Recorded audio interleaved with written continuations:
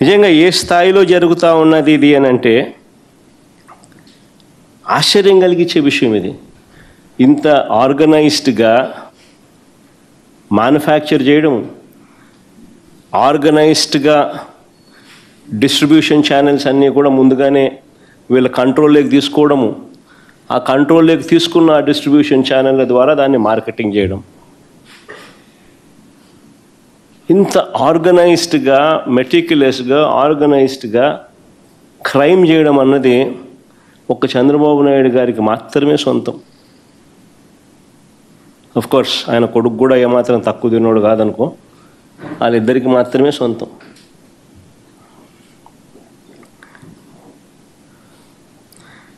దీని నుంచి డైవర్ట్ చేయడానికి 2 సంవత్సరాలు అయిపోయింది. వీళ్ళే అధికారంలో ఉన్నారు. 2 సంవత్సరాల నుంచి ఇదే కార్యక్రమం చేస్తూ ఉన్నారు. 2 సంవత్సరాల నుంచి చేస్తూ ఉన్న ఈ కార్యక్రమాలను డబ్బుల దగ్గర తగాదాలు వచ్చి బయటపడడంతో టాపిక్ డైవర్ట్ చేసేదానికి ఏమంటారు? చంద్రబాబు చేస్తూ ఉన్న కుట్రలు ఎన్ని?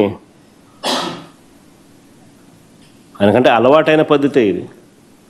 ఇంతకుముందు ఎన్టీ రామారావు గారిని వెన్నుపోటు పొడిచిన దగ్గర నుంచి ఆయన ఫ్లాష్ బ్యాక్ అంతా తిరిగి చూస్తే చేసేది ఆయనే, మళ్ళీ నెపాన్ని నెట్టేది వేరే వారి మీద నెట్టేది ఆయనే,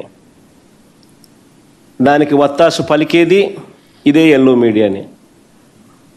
అప్పుడైనా ఇప్పుడైనా ఎప్పుడైనా ఇదే మోడస్ ఆపరండి. చంద్రబాబు నేరాలు చేస్తాడు, అది బయటపడేసరికి ప్రజలను తప్పుదోవ పట్టించేదానికి ఆయన దొంగల ముఠా ఎల్లో మీడియా సిద్ధమవుతుంది. అంతా ఆర్కెస్ట్రేటెడ్గా ఒక అబద్ధాన్ని నిజమని చెప్పి నమ్మించే దానికోసం డైవర్షన్ పాలిటిక్స్లో చెప్పిన అబద్ధమే 100 సార్లు చెప్పే కార్యక్రమం జరుగుతూ పోతుంది.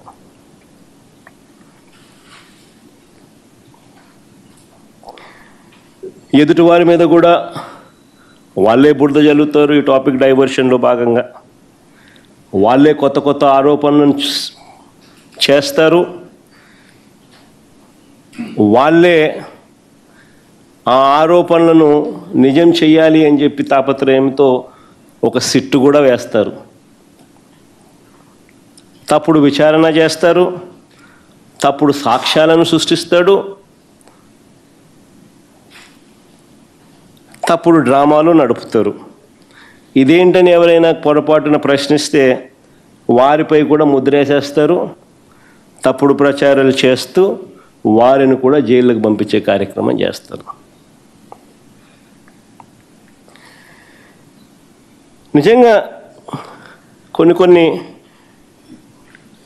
కామన్ సెన్సికల్గా అనిపించే కొన్ని ప్రశ్నలు అడుగుతాను. నకిలీ మద్యం వ్యవహారం వెనుక ఉన్నది చంద్రబాబు మనుషులు. తంబళ్ళపల్లె టీడీపీ ఇన్ఛార్జ్ ఆయన. ఆ ఫోటోలో కనిపిస్తూ ఉన్నది తంబళ్ళపల్లెలో తెలుగుదేశం పార్టీ అభ్యర్థిగా పోటీ చేసిన వ్యక్తి. ఈయన పేరు జయచంద్రారెడ్డి. తెలుగుదేశం పార్టీ అభ్యర్థిగా ఈ వ్యక్తి జయచంద్రారెడ్డి అనే వ్యక్తి పోటీ చేస్తూ ఉన్నాడు. చంద్రబాబు నాయుడు అనే వ్యక్తి ఆయనకు బీఫామ్ ఇస్తూ ఉన్నాడు. పోటీ చేసిన వ్యక్తి, మొన్నటి ఎన్నికల్లో ఆ పార్టీ క్యాండిడేట్గా ఉన్న వ్యక్తి. మరో వ్యక్తి జనార్దన్ రావు ఆయన పక్కనే ఉన్నాడు. జయచంద్రారెడ్డి పక్కనే, చంద్రబాబు నాయుడు పక్కనే, ఆయన జనార్దన్ రావు. ఈయన సురేంద్ర నాయుడు. చూడు, లోకేష్తోనూ చంద్రబాబుతోనూ చక్కగా పోజులిస్తూ ఆ ఇంటిమెసీని కూడా చూపిస్తూ ఎంత చనువుగా ఉన్నారో కూడా మీరే చూడండి. ఇదంతా ఒకంతా మాఫియా.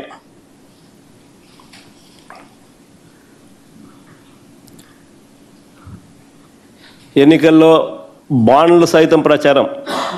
బాండ్లతో పాటు Telugu Desam party manifesto, Chandrababu Naidu photo. చూడండి ఎంత చక్కగా ప్రతి ఇంటికి పోయిస్తున్నాడో.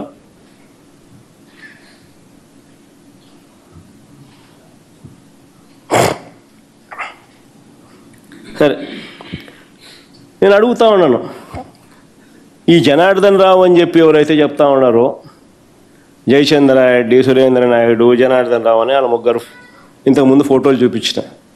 ఈయన సురేంద్ర నాయుడు, ఆయన ఆయన జనార్దన్ రావు, ఈయన జయచంద్రారెడ్డి. సరే, కాస్త ముందుకు పోయే ముందు వీళ్ళ గురించి కూడా మాట్లాడదాం. ఇదే జనార్దన్ రావు అనే వ్యక్తి విదేశాల్లో ఉండగానే 2 రోజుల్లో వచ్చి ఈ మనిషి లొంగిపోతాడు అంటూ వీళ్ళే శుతిమెత్తగా ఎల్లో మీడియాలో లీకులు ఇచ్చారు. ఈనాడులో బాగా కనపడుతుంది, ఆంధ్రజ్యోతిలో బాగా చక్కగా చూపిస్తారు, TV5 బాగా తాళం వేస్తుంది. అంతే హాట్లైన్ కదా అందరిది. అందరూ ఎల్లో మీడియా అంటే దొంగల ముఠ అని అందరూ భాగస్వామ్యాలు కాబట్టి బాగా ఖచ్చితంగా అందరికీ తెలుసు ఎక్కడున్నాడు, ఎప్పుడు వస్తున్నాడు, ఏం జరుగుతున్నాడు అని. జనార్దన్ రావు విదేశాల్లో ఉండగానే 2 రోజుల్లో వచ్చి లొంగిపోతాడంటూ శుతిమెత్తగా ఎల్లో మీడియాలో, పత్రికల్లో, టీవీల్లో వీళ్ళే రాసుకున్నారు. దీని సారాంశం ఏంటంటే, జనార్దన్ రావు ముందుగానే ఆయనతో వీళ్ళు మాట్లాడుకోవడం, ఆ వెంటనే ఆ జనార్దన్ రావు 2.5 సంవత్సరాల కిందటి నుంచి ఈ వ్యవహారం జరుగుతోందని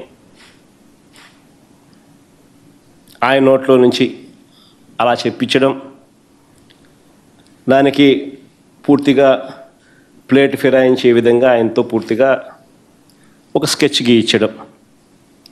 సరే, అంతటితో అయిపోలా.